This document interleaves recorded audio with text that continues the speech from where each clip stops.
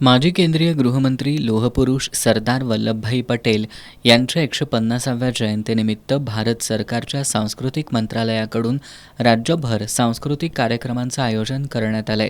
या निमित्तानं कोल्हापुरात 9 फेब्रुवारी रोजी सायंकाळी 7 वाजता राम गणेश गडकरी सभागृहात सूरमिलन हा कार्यक्रम रंगणार आहे. कार्यक्रमाच्या संयोजिका मीनाक्षी गिरीधारी यांनी पत्रकार परिषदेत ही माहिती दिली.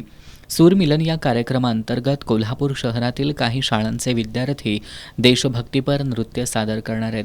तसंच Vimal Goenka English medium school आणि न्यू हायस्कूलचे विद्यार्थी देशभक्तीपर गीतांचं सादरीकरण करणार आहेत. स्वरसाक्षी ग्रुपचे संचालक अतुल दिवे हे देशभक्तीपर गीतांची मैफिल सादर करणार आहेत.